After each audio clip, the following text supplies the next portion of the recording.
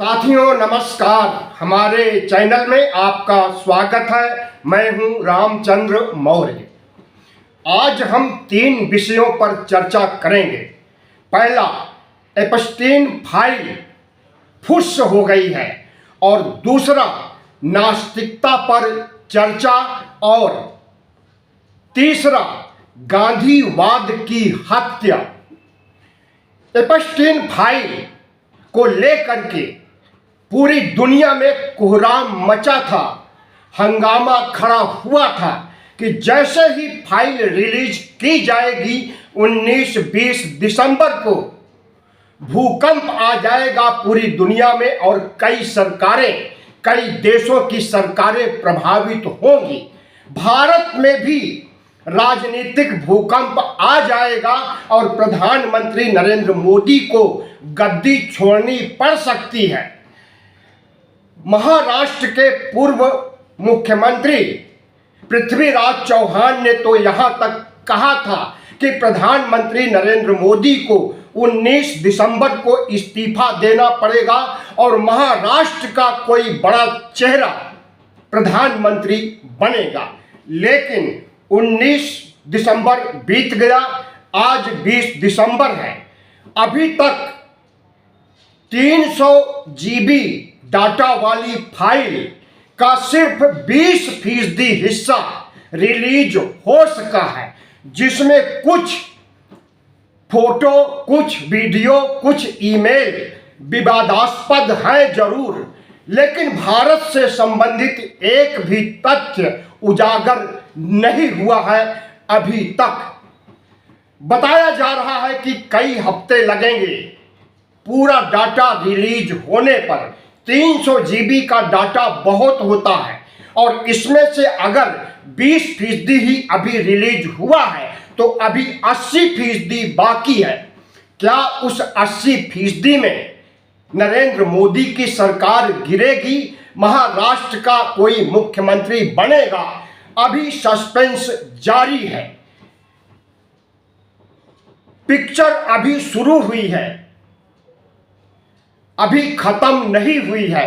कब खत्म होगी कुछ नहीं कहा जा सकता, लेकिन इतना जरूर कहा जा सकता है कि अमेरिका सरकार ने लीपापोती करने का काम, तथ्यों को छुपाने का काम जिस तरह से किया है, पूरा अमेरिका नाराज है एप्स्टीन फाइल्स को लेकर, और हर जगह धरना प्रदर्शन आंदोलन हो रहा है। यह आंदोलन इतना बड़ा भी हो सकता है जिससे कि ट्रंप सरकार गिर भी सकती है। तो एप्स्टीन फाइल जो पूरी दुनिया में हड़कंप मचाने वाली थी, अभी उसका सस्पेंस बाकी है, अभी कहानी खत्म नहीं हुई है। और जिस तरह से माना जा रहा है कि बिल क्लिंटन, ट्रंप और कई अन्य लोगों के साथ लड़कियों की फोटो देखी गई है, कम उम्र की लड़कियों के फोटो पर काली पट्टी चिपका दी गई है। ईमेल्स और वीडियो से संबंधित जो तथ्य है उन्हें भी रफा दफा करने का काम किया है अमेरिकी सरकार ने, अमेरिका के विधि मंत्रालय ने, जिससे पूरा विपक्ष, पूरी कांग्रेस, अमेरिका में कांग्रेस संसद को कहा जाता है, तो अमेरिका की पूरी संसद खफा है ट्रंप से और उनके विधि मंत्रालय से। तो जिस तरह से उम्मीद थी विपक्ष को कि बड़ा खुलासा होगा, बड़ा धमाका होगा, न सिर्फ अमेरिका के विपक्ष को बल्कि भारत सहित तमाम देशों के विपक्ष को जो अनुमान था, फिलहाल वैसा कुछ नजर नहीं आया। तो क्या प्रधानमंत्री नरेंद्र मोदी, हरदीप पुरी, सचिन तेंदुलकर जैसे तमाम दिग्गज को बचाने का काम किया है ट्रंप ने? ट्रंप से क्या डील हुई है, क्या समझौता हुआ है, कुछ नहीं कहा जा सकता है, लेकिन इतना जरूर कहा जा सकता है कि अमेरिका सरकार ने लीपापोती करने का काम और इसे दबाने का काम किया है, लेकिन न वह लीपापोती अच्छी तरह से कर सकेगी और न दबा सकेगी, क्योंकि अमेरिका के कानून कुछ ऐसे हैं जो भारत जैसे नहीं हैं। भारत में होता यह मामला तो कब के दबा दिया गया होता, रफा दफा कर दिया जाता। कानून, संसद और विपक्ष कुछ नहीं कर पाता। लेकिन अमेरिका में परिस्थितियां कुछ अलग ढंग से हैं। वहां पर वास्तव में प्रजातंत्र कामयाब है और प्रजातांत्रिक ढंग से हर अच्छे बुरे का निर्णय किया जाता है। तो जाहिर है कि जो अंदेशा था कि पूरी दुनिया थरथराएगी एप्स्टीन फाइल से, अभी तक ऐसा कुछ नहीं हुआ, लेकिन संभावनाएं अभी बाकी हैं। गांधीवाद की हत्या। आपको मालूम है कि प्रधानमंत्री नरेंद्र मोदी ने मनरेगा से महात्मा गांधी राष्ट्रपिता का नाम हटा करके राम को घसीट लिया है। जी राम जी के नाम से मनरेगा अब होगा। हालांकि वह मनरेगा नहीं है जिसे कांग्रेस पार्टी ने बनाया था, जिसमें रोजगार की गारंटी 100 दिनों के लिए दी गई थी। अब मनरेगा को बदल दिया गया है, नाम बदल करके जी राम जी कर दिया गया है और गारंटी को भी हटा दिया गया है। हालांकि 125 घंटे के लिए काम देने की बात कही गई है, लेकिन नरेंद्र मोदी सरकार ने जिस तरह से महात्मा गांधी के नाम को मिटाने की चर्चा किया है, लोग सवाल पूछ रहे हैं कि क्या अब गांधी जी को भारतीय करेंसी से, नोटों से और सरकारी दस्तावेजों से भी हटा दिया जाएगा। एक बड़ा यक्ष प्रश्न है। सबसे पहले नाथूराम गोडसे ने 30 जनवरी 1948 को महात्मा गांधी की हत्या करता है, 3 गोलियां मार करके। जो आरएसएस का सदस्य था, हिंदू महासभा और आरएसएस से जुड़ा हुआ था, वही हिंदू महासभा, वही आरएसएस, उसी के गर्भ से निकली भारतीय जनता पार्टी ने जिस तरह से मर चुके महात्मा गांधी को एक बार और मारने की कोशिश किया है, क्या इस कोशिश में नरेंद्र मोदी, मोहन भागवत कामयाब होंगे? हमें ऐसा नहीं लगता। गांधी को तो आप गोली से मार सकते हो, उनकी यादों को आप मनरेगा से या दूसरी योजनाओं से निकाल सकते हो, लेकिन गांधीवाद को आप कभी खत्म नहीं कर सकते हैं। इस देश में राष्ट्रपिता माना जाता है महात्मा गांधी को, और महात्मा गांधी ऐसे शख्स थे जिन्होंने सभी धर्मों में विश्वास किया और एक धर्मनिरपेक्ष भारत की नींव रखी। गांधी जी की हत्या का सबसे बड़ा कारण बताया गया कि उन्होंने भारत पाकिस्तान का बंटवारा किया था, लेकिन यह सरासर गलत है। 2 नेशन की थ्योरी सावरकर ने दी थी, और वही सावरकर जो हिंदू महासभा को स्थापित किया था, वही सावरकर जिसके साथ आरएसएस, भारतीय जनता पार्टी के नेता पदाधिकारी हमेशा खड़े रहते हैं और उसे भारत रत्न देने तक की बात आए दिन होती है। तो आरएसएस ने जिस द्विराष्ट्रवाद के सिद्धांत को प्रतिपादित किया, अगर जरूरी होने पर महात्मा गांधी ने अंग्रेजों के दबाव में अगर इस देश का बंटवारा किया, हिंदू और मुस्लिम अलग हुए, तो इसमें महात्मा गांधी अकेले का दोष नहीं है। और महात्मा गांधी जो राष्ट्रपिता हैं, उनकी हत्या करना और तमाम योजनाओं से उन्हें निकाल बाहर करके एक और हत्या करना, यह बहुत ही दुर्भाग्यपूर्ण और शर्मनाक है।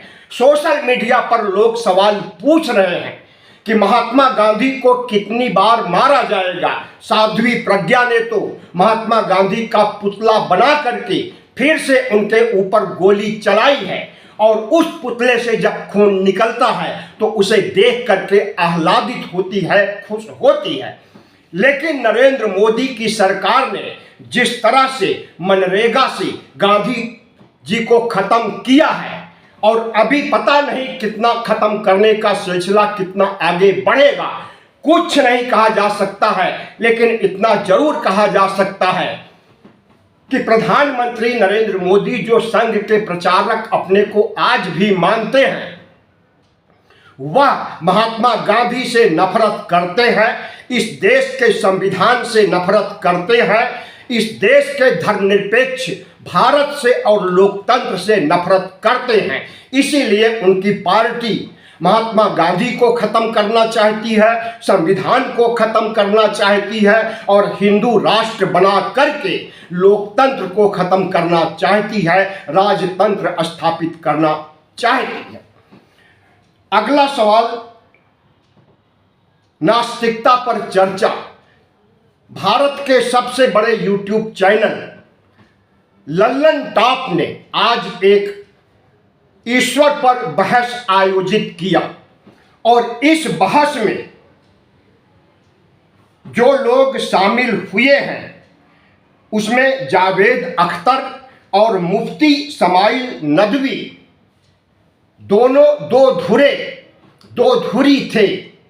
जावेद अख्तर ने तर्कों के साथ, प्रमाणों के साथ ईश्वर के अस्तित्व को नकारने का काम किया है, तो वहीं मुफ्ती नदवी ने ईश्वर को महिमा मंडित करने का काम किया है अपने इस्लाम धर्म के चश्मे से। इसमें रोक लगाया गया था कि विज्ञान की कोई बातें स्वीकार नहीं की जाएगी और विज्ञान ही ईश्वर के पाखंड को उजागर करता है, धर्म के पाखंड को उजागर करता है, लेकिन वैज्ञानिक सोच को इसमें अहमियत नहीं दी गई। लेकिन इसके बावजूद जिस तरह से जावेद अख्तर ने नैतिकता का प्रश्न उठा करके और ईश्वर के न होने पर तर्क दे करके सबका मुंह बंद कर दिया, उससे हमें लगता है कि इस देश में नास्तिक दर्शन की विजय हुई है। जिस तरह से ईश्वर के अस्तित्व को लेकर आज से नहीं हजारों वर्षों से डिबेट हो रहा है, आज का डिबेट आप देख सकते हैं लल्लन टॉप पर जा करके कि बहुत ही मार्मिक और कई मामलों में ईश्वर की पोल खोलने वाला माना जाएगा। और दूसरी तरफ ईश्वर के पक्ष में जो तर्क मुफ्ती ने दिया है उसे भी नजरअंदाज नहीं किया जा सकता है। धर्म और दर्शन में जिस तरह से ईश्वर की संकल्पना की गई है उससे मेल जोल करता हुआ मुफ्ती इस्माइल नदवी के विचार थे और दोनों स्कॉलर ने जिस तरह से बगैर किसी टकराव, बगैर किसी कड़वाहट, बगैर किसी गुस्सा के अपनी बातें रखी हैं, हम समझते हैं यह चर्चा मील का पत्थर साबित होने वाला है। और जिस तरह से नास्तिकता आज के युग में बढ़ रही है, विज्ञान और टेक्नोलॉजी की ओर हमारी नई पीढ़ी जेन जी और तमाम बुजुर्गों तक नास्तिक हो रहे हैं, उनके लिए एक बहुत बड़ी संजीवनी का काम करेगा आज का डिबेट। तथागत बुद्ध ने कहा था कि कोई ईश्वर नहीं है और जो काम ईश्वर करता है, जिसे हिंदू धर्म में तमाम धर्मों में महिमा मंडित किया गया है कि ईश्वर ने ही सृष्टि को बनाया है, वही चलाता है, वही पालन करता है, वही सृष्टि करता है, वही संहार करता है, सबको नकारते हुए जावेद अख्तर का तर्क हमें तर्कसंगत ही नहीं लगा बल्कि विश्वसनीय भी लगा। जावेद अख्तर के तर्क बाबा साहब डॉक्टर भीमराव अंबेडकर के तर्क से मिलते जुलते हैं। बाबा साहब ने भी ईश्वर के अस्तित्व को नकार दिया था, यहाँ तक कि हिंदू धर्म को ही नकार दिया था और बौद्ध धर्म को महिमा मंडित करते हुए उन्होंने 22 प्रतिज्ञाएं ली और सभी ओबीसी, एससी, एसटी को 22 प्रतिज्ञाएं लेने के लिए प्रेरित किया था। तो आज के बहस से हमें तो बाबा साहब डॉक्टर भीमराव अंबेडकर की याद आ गई कि समानता, नैतिकता और इस देश की परिस्थितियों के अनुसार जिस तरह से ईश्वर वर्ण व्यवस्था की रक्षा करते हुए पाया जाता है और शांबुक की हत्या कर देता है, जिस तरह से द्रोणाचार्य अंगूठा मांग लेता है एकलव्य का, तो धर्म को महिमा मंडित करने के लिए ओबीसी, एससी, एसटी को प्रताड़ित करना ही अगर धर्म है और उस धर्म का प्रमुख ईश्वर है, तो ऐसे ईश्वर को बाबा साहब ने नकार दिया, तथागत बुद्ध ने नकार दिया, पेरियार ने, फूले ने और तमाम संत महात्माओं ने, जिसमें कबीर भी हैं, रैदास भी हैं, अगर इन्होंने नकार दिया है तो हमें मालूम होना चाहिए कि हम बाबा साहब के रास्ते पर चलेंगे, तथागत बुद्ध के रास्ते पर चलेंगे और किसी काल्पनिक ईश्वर या काल्पनिक आत्मा परमात्मा पर विश्वास न करके बौद्ध धर्म को आगे बढ़ाने का काम करेंगे। वीडियो अच्छा लगा हो तो चैनल को सब्सक्राइब कीजिए, लाइक कीजिए और शेयर कीजिए।